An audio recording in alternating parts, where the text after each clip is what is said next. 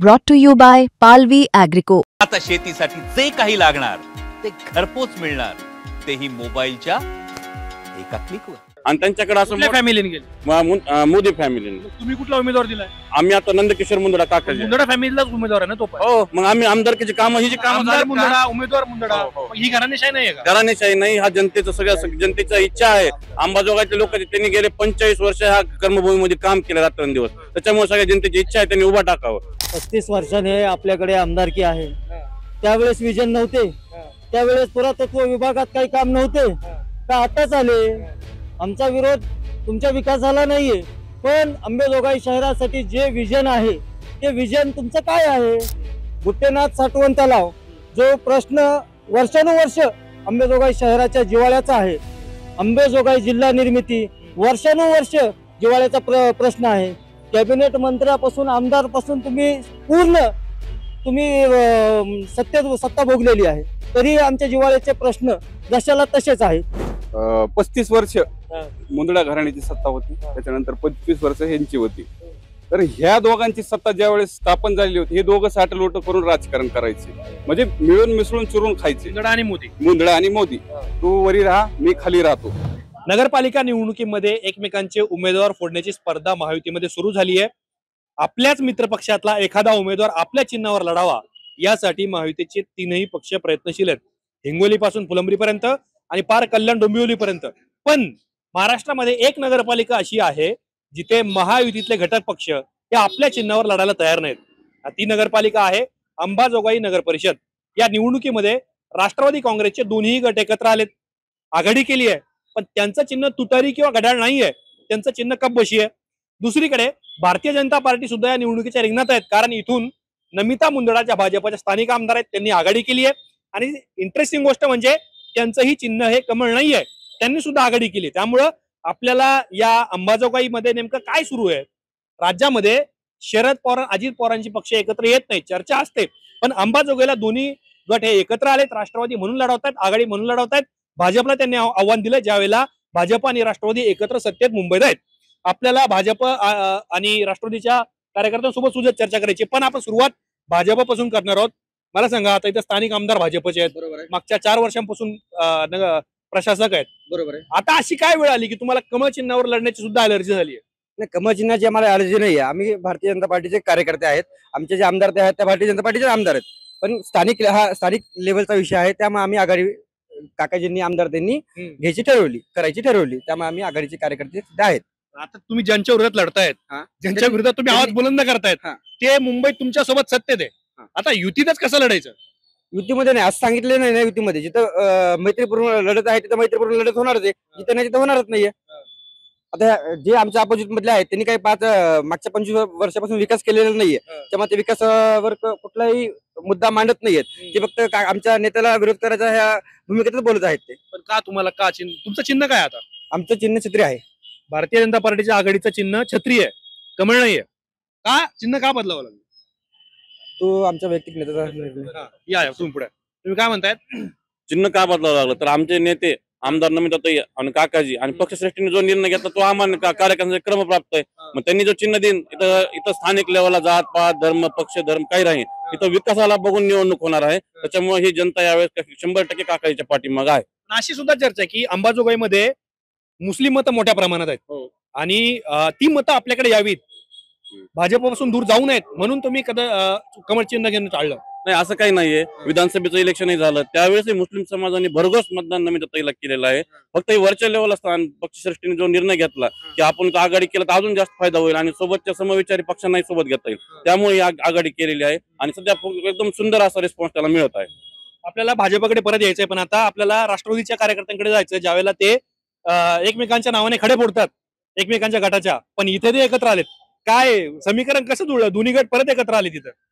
तुम्ही मगाशी भाजपच्या प्रवक्त्यांना विचारत असताना सांगितलं की अंबाजोगाईमध्ये मुस्लिम मतं निर्णायक आहेत का? सगळ्यात महत्वाची गोष्ट अशी आहे की विधानसभेमध्ये भरघोस मतं मिळाली म्हणतायत. अंबाजोगाई शहराच्या इतिहासामध्ये भाजपला कधीही भरघोस मतदान मिळालेलं नाहीये. 4,500 स्थानिक आमदार त्यांच्या शहरामध्ये मायनस आहेत अंबाजोगाईमध्ये. आता ते त्या गणितांचा आकडा त्यांना ते कसा मोडता येईल हे एक मात्र कारण आहे. कारण हा आंबेडकरी समूहाचा आणि अंबाजोगाई हा मुस्लिम आणि आंबेडकरी समूहाचा बहुल भाग हा अंबाजोगाई आहे. आणि अशा परिस्थितीमध्ये स्वतःच राष्ट्रीय पक्ष आहे असं एकीकडे मिरवायचं आणि स्वतःच चिन्ह लपवून परत टोपी घालून मत मागायची अशी सध्याची आघाडी यांनी केलेली आहे. तुम्ही हा आरोप त्यांच्यावर करताय, Yes. पण तुम्ही सुद्धा ताकाखाली भांडण लपवतायत. तुमचं सुद्धा चिन्ह नाहीये, तुतारी नाहीये, घड्याळ नाहीये, तुमचं कब्बशी चिन्ह आहे. तेच मी तुम्हाला सांगतोय की आता मगाशी त्यांनी सांगितलं की आघाडी म्हणून आम्ही लढतोय. आता ज्या वेळेला मत चोरी करण्यासाठी आघाडीचा बुरखा त्यांनी घातला, आघाडीची चादर पांघरून आले, चोरी म्हणजे काय सांगायचं तुम्हाला? म्हणजे मुसलमानांच्या किंवा आंबेडकरी समूहाचे मत त्यांना घ्यायचेत आणि त्यासाठी त्यांनी त्यांचं चिन्ह लपवलेलं आहे. अशा वेळेला ही पॉलिटिकल स्ट्रॅटेजी एक सेट करावी लागते की पोलरायझड जी प्रॅक्टिस आहे, ध्रुवीकरण. म्हणजे सामाजिक मतांचं ध्रुवीकरण जे आहे. आता जे सामाजिक मत आहेत ते विभागले जाऊ नये, कारण हा देश जो आहे तो धर्मनिरपेक्ष देश आहे आणि धर्मनिरपेक्ष देशामधील या शहरामधील या मतांचं कुठंही विभाजन होऊ नये एक मात्र आमचा उद्देश आहे. आमची भूमिका स्पष्ट आहे.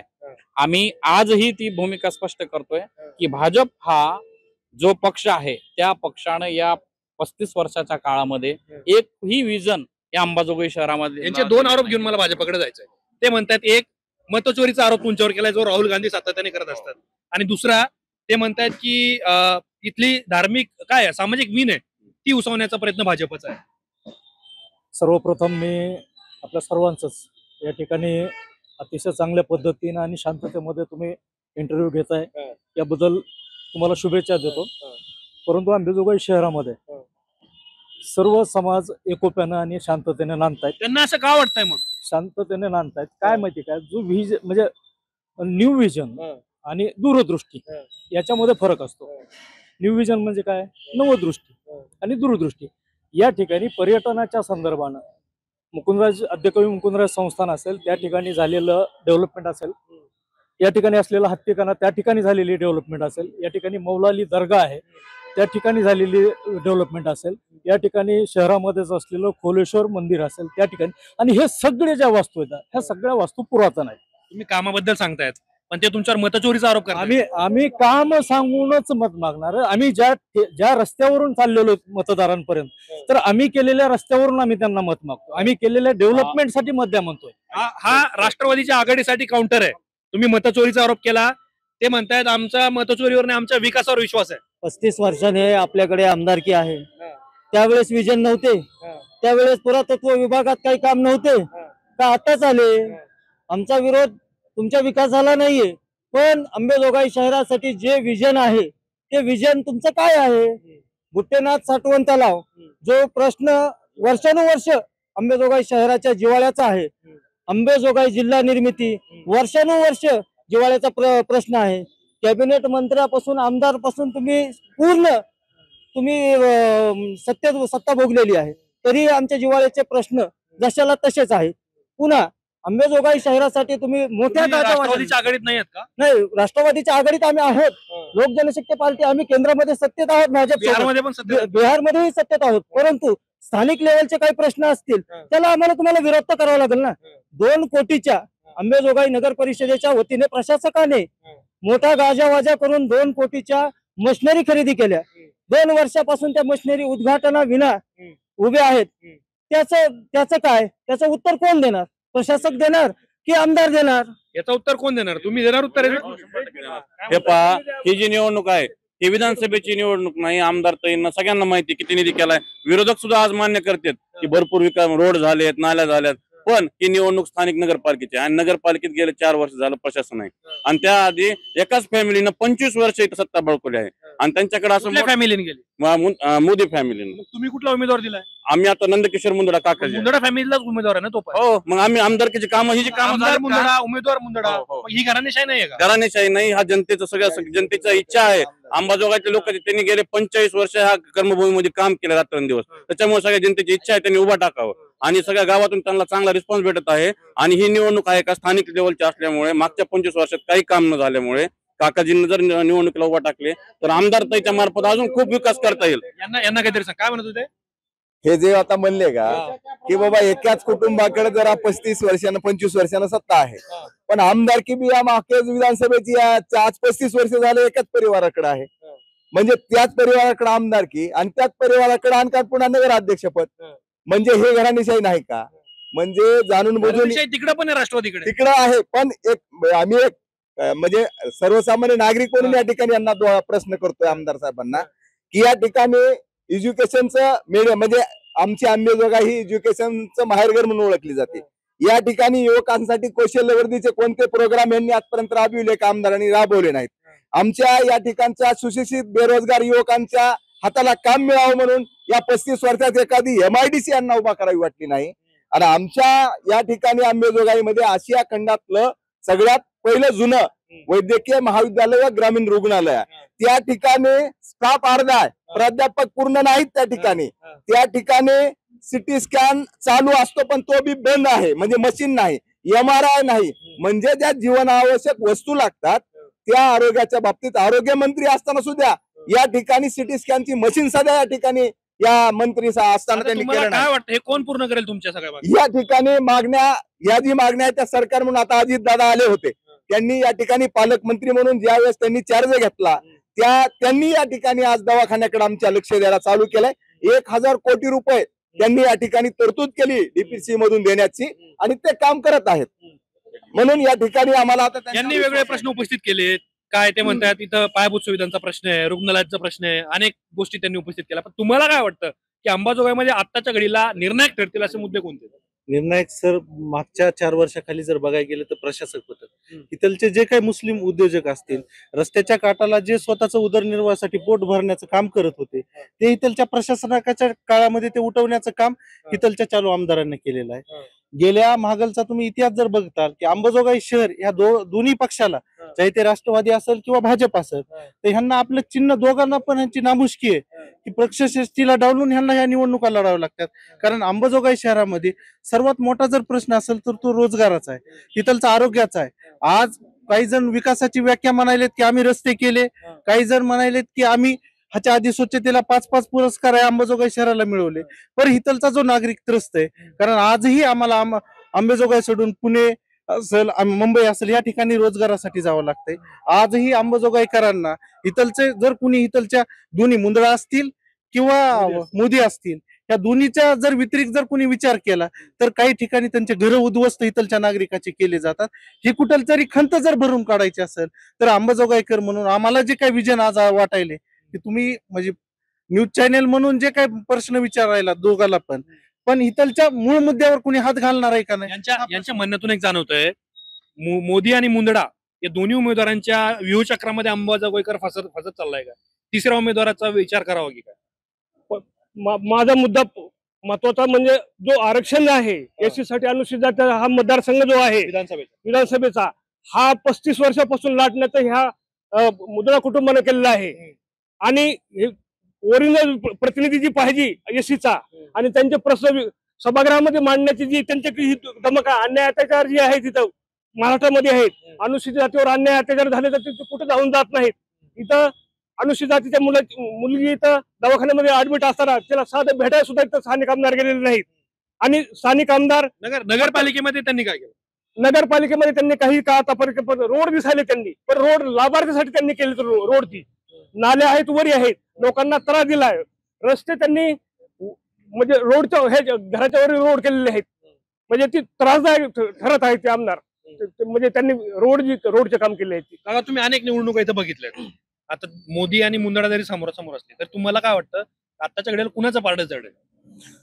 ह्या आताच्या घडीला तर मला पापा मोदी यांचं पारडं जड दिसतंय. कारण कसं? कारण त्यांनी या ठिकाणी या ठिकाणी अंबेजोगाईमध्ये सर्व समाज अंबेजोगामध्ये गुण्यागुण्यान राहतो आणि त्यांच्या आता या ठिकाणी चांगल्या पद्धतीने अंबेजोगाईचं म्हणजे वातावरण असतं.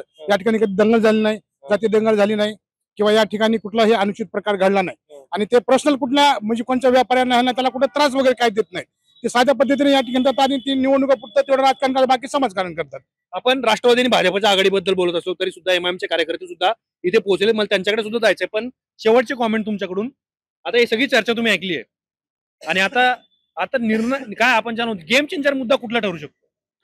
या स्थानिक निवडणुकीमध्ये गेम चेंजर मुद्दा हा ठरेल की मागील 4 वर्षाच्या काळामध्ये प्रशासकाला हाताशी धरून जो या स्थानिक आमदारांनी मोठा भ्रष्टाचार केलेला आहे. विशेष करून या ठिकाणी कचरा निर्मूलनाच्या नावाखाली जो निधी आलेला आहे त्यामध्ये मोठा जर तुम्ही गैरव्यवहार जिंकलात, झालेला आहे. या गोष्टी बंद होतील. 100% आम्ही त्यासाठी प्रयत्नशील राहणार आहोत. SIT लावून त्याची चौकशी करणार आहोत.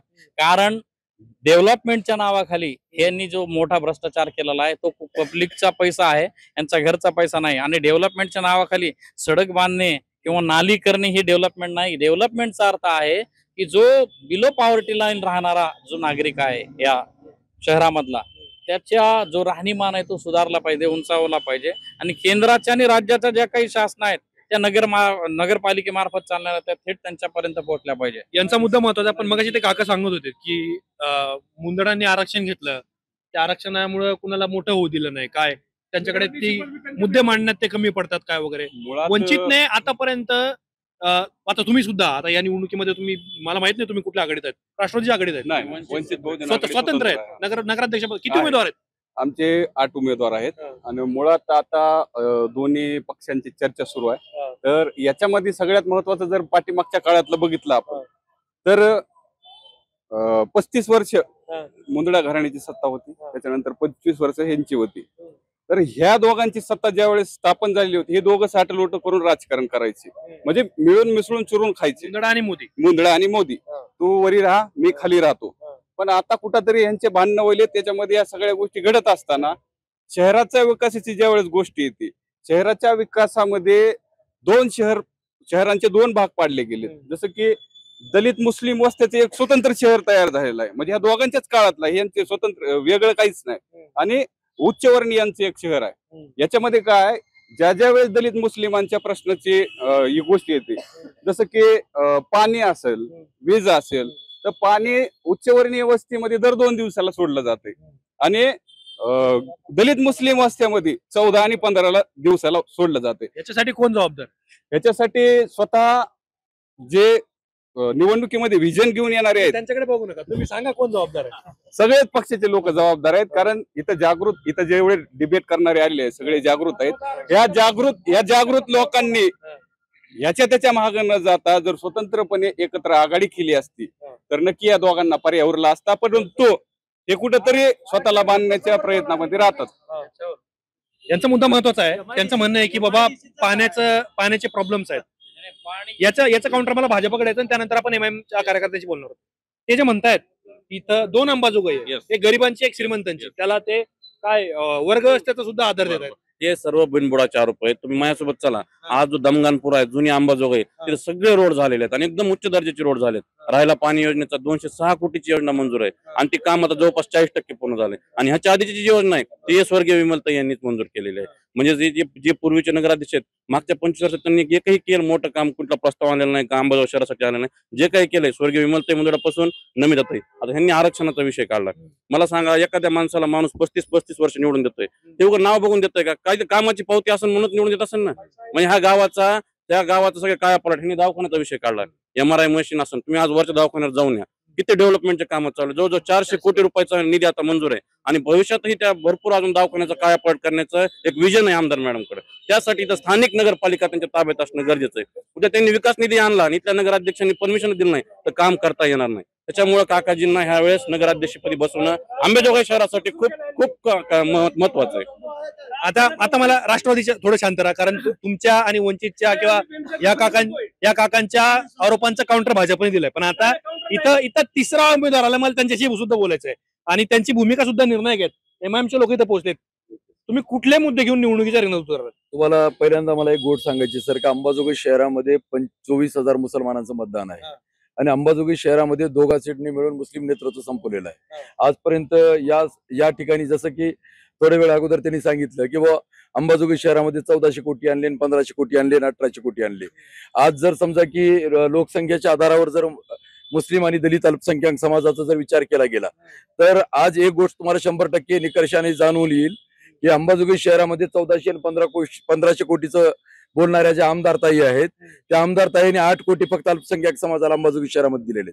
जे सध्या बीजेपीची जी लोक सध्या दावा करतायत की आमदारताईने एवढं फंड आणलं आणि एवढं फंड दिलं ना, मी आकड्यासहित दाखवू शकतो तुम्हाला की फक्त 8.25 कोटी रुपये कशासाठी दिलेत? 8.25 कोटी रुपये अशा ठिकाणी वापरलेत त्यांनी ज्या ठिकाणी त्यांना वोट फोडता येते किंवा मुस्लिम समाजाला कमजोर करता येते. अशा ठिकाणी त्याने 8.25 कोटी रुपये वापरले. पर्यटनाचा मुद्दा आला. पर्यटनाच्या मुद्द्याच्या वेळेस त्यांनी पूर्ण जातीवाद केलेला आहे. ज्या ज्या ठिकाणी अल्पसंख्याक दलित आणि मुसलमान समाजाचे धार्मिक स्थळ आहेत तिथं डेव्हलपमेंट करता आली असती. मग एमआयएम काय करतंय? एमआयएम तुम्ही म्हणतात भाजप जातीवाद करते, मग एमआयएम काय करतंय? एमआयएम जातीवाद करत नाही सर. एमआयएम भारतीय संविधानावर आधारित कार्यक्रम राबवते. अलहज बॅरिस्टर असदुद्दीन ओवैसी जे आमचे सुप्रीमो आहेत ते संविधानाची लढाई लढतायत आणि याच्यासाठी आम्ही जातीवादाला थारा देत नाहीत. आम्ही जर जातीवादाला थारा दिला असता तर आजच्या घडीला अंबाजोगाई शहर एवढा शांततापूर्ण राहिला नसता. मग का असं काय की तुम्ही आता ठीक आहे तुमचे मुद्दे मला लक्षात आले, पण एमआयएमच्या जवळ हिंदू मतं का जात नाहीत? हिंदू मतं का पडत नाहीत एमआयएमला? तो सातत्याने आरोप होतो की एमआयएम ही फक्त मुसलमानांची पार्टी आहे. त्यांच्या नावात सुद्धा मजलिस आहे इत्यादुल मुस्लिमीन आहे. मग मजलिस इत्यादुल आलिमीन का नाहीये? ते सगळ्यांसाठी का नाहीये? सर तुमच्या माहितीचं सांगतो की AIMIM जी पक्ष आहे या पक्षाचं नाव 1927 साली डिसाइडेड झालेलं होतं. त्याच्यानंतर ऑल इंडिया हे नाव 1950च्या नंतर लावलं गेलं. आणि त्याच्यानंतर मला आणखीन एक गोष्ट सांगायची की हिंदू मत मिळत नाहीत असं कोण सांगितलं? हिंदू उमेदवार आम्ही उभे करतो. हिंदू आज बीड मध्ये जर तुम्ही बघितला तर नगराध्यक्ष पदाचा जो आमचा कॅन्डिडेट आहे तो हिंदू आहे. तो म्हणजे SC आहे बीड शहरामध्ये. बीड शहरामध्ये. याच्यासाठी काय माहितीये का, आता त्याला मतं मिळतात नाही मिळतात तुम्ही बघणार आहात.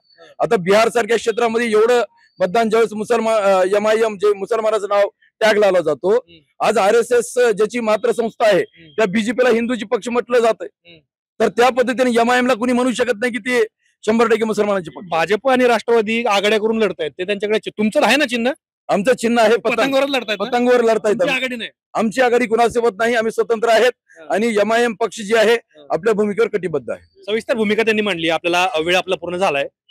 तिघांच्याही मुद्द्यातून बोलण्यातून सगळ्यांच्याच एक गोष्ट कॉमन आहे की लोकांच्या मनामध्ये आक्रोश आहेत. आता अर्थात जरी ते पक्ष वेगवेगळ्या पक्षांचे कार्यकर्ते असले तरी सुद्धा त्यांच्या संवेदना या अत्यंत काय म्हणूयात आपण त्याला, त्यांना जाण आहे की अंबाजोगाईमध्ये काय होतंय. एक वंचितचे कार्यकर्ते त्यांचं म्हणणं होतं की ते 2 अंबाजोगाई आहेत. तो मुद्दा त्यांचा व्हॅलिड आहे आणि सत्ताधारी म्हणून प्रत्येकाला हा विचारणं गरजेचं आहे. प्रश्न उपस्थित होतील इथे, पाणी, रस्ते, आरोग्य, शिक्षण किंवा ड्रेनेजचे प्रश्न असतील किंवा अतिक्रमणाचा प्रश्न असेल, ट्रॅफिकचा प्रश्न असेल. ही जी छोटी छोटी शहरं आहे ना बीडमध्ये, ही अत्यंत महत्वाची, कारण ही व्यापारी शहर आहे. त्यामुळं या शहरांकडे सुद्धा सर्वांचं लक्ष आणि सगळ्यात महत्वाचं म्हणजे परळी असेल, अंबाजोगाई असेल, अंबाजोगाईमध्ये दलित आणि मुस्लिम मतही फार मोठ्या प्रमाणात आहेत. म्हणून सुद्धा आरोप होतो की सत्ताधारी पक्षांनी त्यांचे स्वतःचे चिन्ह वापरले नाहीत. MIM जसं सांगते की आम्हाला इथल्या प्रस्थापित नेत्यांनी प्रतिनिधित्व दिलं नाही, आम्हाला उमेदवार दिल्या नाहीत. म्हणून लक्ष असेल, कारण इथं MIM रिंगणात आहे. MIM किती मतं घेणार यावर सुद्धा राष्ट्रवादीच्या आघाडीचं यश अवलंबून असेल. पण याच्या पलीकडे जर मुंदडांनी काही कमाल करून दाखवली तर मग अंबाजोगाईच्या निवडणुकीमध्ये, निकालामध्ये, मतदानामध्ये आपल्याला काय प्रकारे आपण म्हणूयात रंगत येत असल्याचं आपल्याला पाहायला मिळेल. या सगळ्या प्रकरणाबद्दल तुम्हाला काय वाटतं? तुमची मतं आम्हाला कमेंट बॉक्समध्ये नक्की सांगा. कॅमेरामॅन इसरार सोबत मी आतिक, अंबाजोगाई, बीड.